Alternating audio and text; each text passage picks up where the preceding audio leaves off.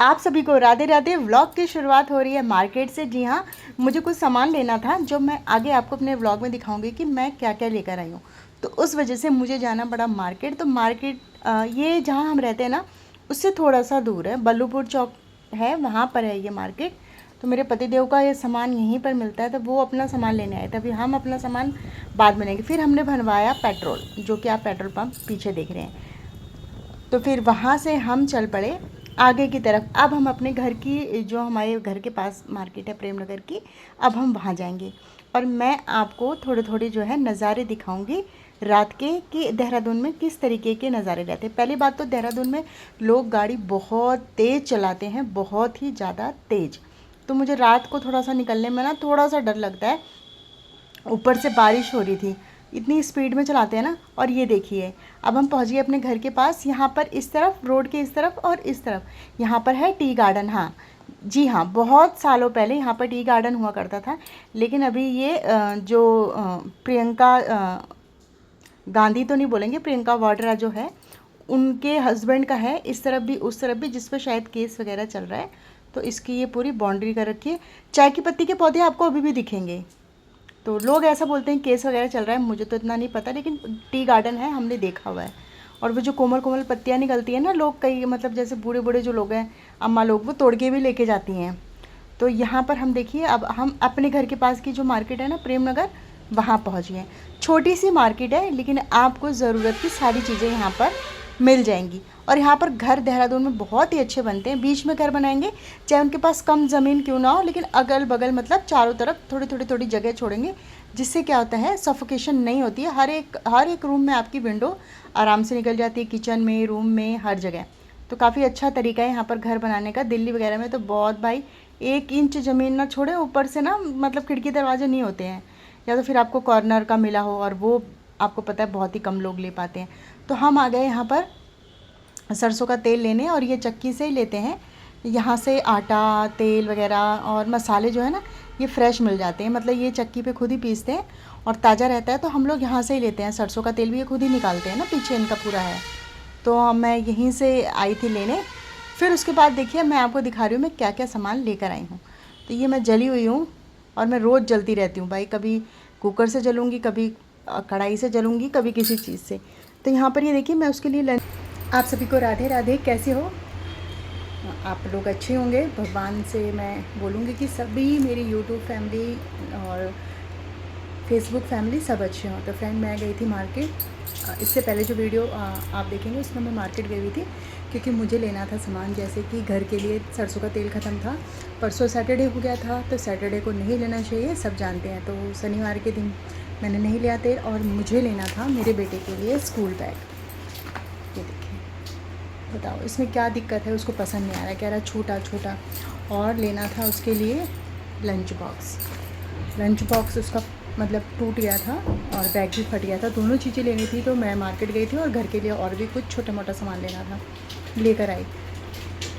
मैं आपको lunch box दिखाती हूँ खोलकर कैसा है। देखिए, इस तरीके से है।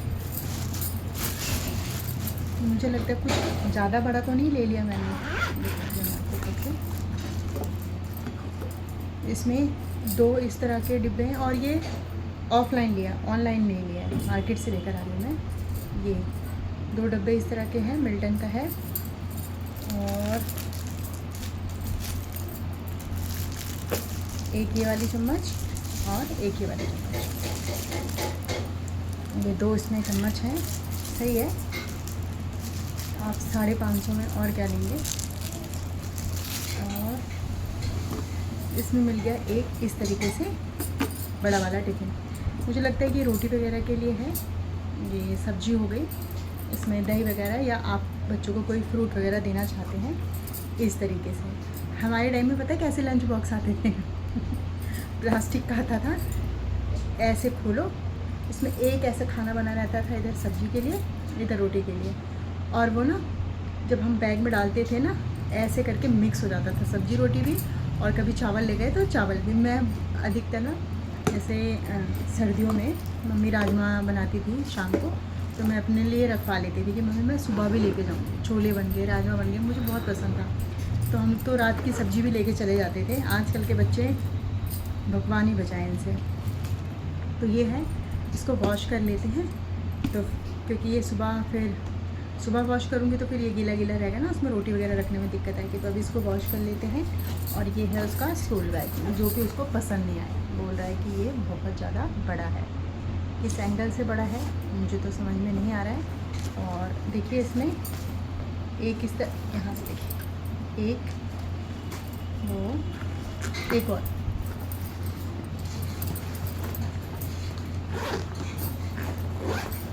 तीन, ये दो तो हो गए जैसे आपके लंच बुक्स वगैरह रखने लिए। एक में मैं तो ऐसे रखती थी अपना बैग, इस तरफ बुक्स रखती थी, इस तरफ को। हमारे टाइम में ऐसे बैग नहीं चलते थे, जो मेरे उम्र की होंगे लेडीज़ भैया लोग उनको पता होगा। ऐसे चौरस टाइप का रहता था और उसको ऐसे मतलब जैसे ये इनमें चिप लगी हुई है ना, हमारे में जिप नहीं लगी रहती थी, ऐसे टिक टॉक वाला था, ऐसे बंद हो जाता था वो, और चौड़ा बैग रहता था, उसको हम बोलते थे बस्ता। ये तो बैग हो गए ना।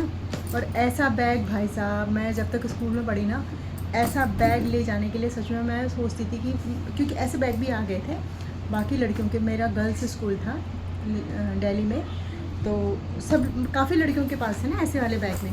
और जब वो ऐसे करके टांग के चलती थी ना एक कंधे पे, ऐसा लगता था यार कितनी स्टाइलिश है। लेकिन मेरे पापा तो बहुत स्ट्रिक्ट थे, उन्होंने वो बस्ता ही दिया मुझे।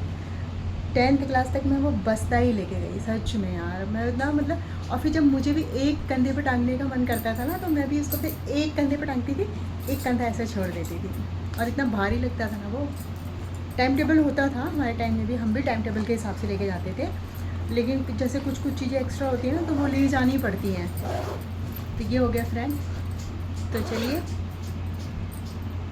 अब खाने की तैयारी करते हैं। कपड़े उधर आपने देख लिए होंगे ढेर लगा हुआ है, कपड़े प्रेस करने हैं, बाकी एक्स्ट्रा कपड़े फोल्ड करके रखने हैं, बहुत सारा काम है। तो चलिए, अगर आगे व्लॉग बना तो मैं बनाऊंगी, नहीं बना तो यहीं तक व्लॉग को समाप्त कर देंगे।